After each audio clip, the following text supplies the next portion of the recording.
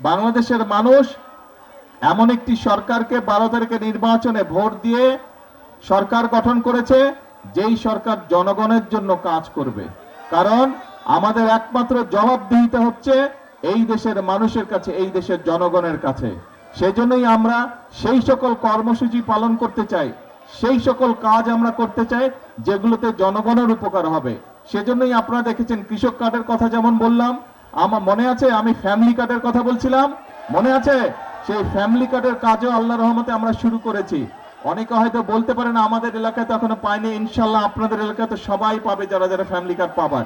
একটু সময় লাগবে, কিন্তু আমরা চেষ্টা করবো ইনশাল্লাহ আগামী 5 বছরে সারা দেশের নারীদেরকে, মাদের কাছে এই ফ্যামিলি কার্ড পৌঁছে দিবার। প্রাণ ফ্রুটো, সময় অসময় ফ্রুটোময়। আমরা আপনাদেরকে বলেছিলাম যে ইমাম সাহেব যারা আছে, মুয়াজ্জিম সাহেব যারা আছে, বা অন্য ধর্মের ধর্মীয় গুরু যারা আছে, তাদের জন্য আমরা সম্মানের ব্যবস্থা করব। সেটার কাজও কিন্তু আমরা শুরু করেছি, সেই কাজটাও শুরু করেছি। আমরা যে সকল প্রতিশ্রুতি দিয়েছিলাম, খাল কাটার কথা বলেছিলাম, খাল কাটার কাজও আমরা শুরু করেছি। কাজেই এখন আমাদের কাজ হচ্ছে কথা কম কাজ বেশি। এখন কাজ হচ্ছে দেশ গড়ার কাজ করতে হবে। আমরা বলেছিলাম এই একটু আগে এই সিলেট সিটি কর্পোরেশনে একটা অনুষ্ঠান ছিল, সেখানে কয়েকজন বক্তা বলেছে এই সিলেট জেলাতে বা সিলেট এলাকাতে, সামগ্রিকভাবে সিলেট বিভাগে মিল কারখানার সংখ্যা কম, ফলে অনেক যুবক ছেলে বেকার হয়ে পড়ে আছে। আমরা নির্বাচনের আগে বলেছিলাম যে দেশে যে সকল কলকারখানা বন্ধ আছে, বিএনপি সরকার গঠন করলে এই কলকারখানাগুলো আমরা চালু করব। এই যে এখানে আপনাদেরই সন্তান বসে আছে মুক্তাদির, মুক্তাদির হচ্ছে শিল্পমন্ত্রী, শিল্প মন্ত্রণালয়ের দায়িত্ব আছে মুক্তাদিরের কাছে। নির্বাচনের পরপর প্রায় 5-7 দিনের মধ্যে আমি মুক্তাদিরকে নিয়ে বসেছিলাম যে কোথায় কোথায় বন্ধ কলকারখানা আছে বের করেন, কেন সেই কলকারখানাগুলো বন্ধ আছে তার কারণ বের করেন, এবং সবগুলো আমরা ইনশাল্লাহ ধীরে ধীরে চালু করব, যাতে করে আমাদের দেশের যারা কর্মসংস্থানের সমস্যা আছে যাদের, তাদের যাতে কর্মসংস্থানে, যারা বেকার আছে তারা যাতে কর্মসংস্থান পায়। শুধু এটাই নয়, এর পাশাপাশি আপনারা নিশ্চয়ই খবরে দেখেছেন দেশের ভিতরে যারা শিল্প উদ্যোক্তা আছে তাদেরকে নিয়ে আমরা বসেছি, যাতে করে তারা নতুন কলকারখানা দেশে তৈরি করে, যাতে করে আমাদের দেশের ছেলে মেয়েরা সেখানে চাকরি বাকরির ব্যবস্থা করতে পারে। শুধু তাই নয়, বিভিন্ন দেশে, পৃথিবীর বিভিন্ন দেশে আমাদের ছেলেরা যায় চাকরি বাকরি সংস্থানের জন্য। তাদের জন্য আমরা সেই সব দেশের সাথেও কথা বলেছি।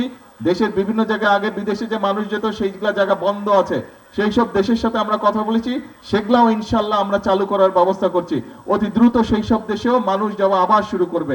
কাজেই আমরা দেশের মানুষের কর্মসংস্থানের ব্যবস্থা আমরা করার চেষ্টা করছি। কারণ এই সরকার হচ্ছে আপনাদের সরকার, এই সরকারকে আপনারা নির্বাচিত করে ক্ষমতায় পাঠিয়েছেন। কাজে এই সরকারের সবচেয়ে বড় দায়িত্ব হচ্ছে, এই সরকারের 1 নম্বর দায়িত্ব হচ্ছে এই দেশের মানুষের স্বার্থ দেখা।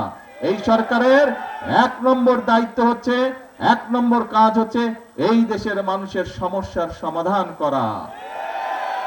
ইনশাআল্লাহ আপনারা যদি আমাদের সাথে থাকেন, আপনারা যদি আমাদের পাশে থাকেন, ইনশাআল্লাহ বাংলাদেশকে আমরা ইনশাআল্লাহ সামনের দিকে এগিয়ে নিয়ে যাব।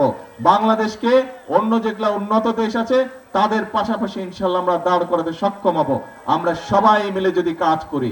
সেই জন্যই আমি সব সময় একটা কথা বলি, আল্লাহ তাআলা বলে দিয়েছেন আমি সেই জাতিকেই সাহায্য করি যারা নিজেদেরকে সাহায্য করে, বলছেন আল্লাহ তাআলা।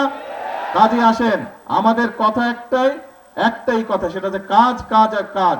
সেজন্যই আমরা বলি করব কাজ, তারপরে কে করব কাজ, সবার আগে বাংলাদেশ। আসেন কাজ করব, নিজের দেশকে আমরা নিজেরা ইনশাআল্লাহ গড়ে তুলব। বিদেশ নিয়ে গর্ব করব না, আমরা বাংলাদেশ নিয়ে গর্ব করব, আমরা নিজের দেশ নিয়ে গর্ব করব।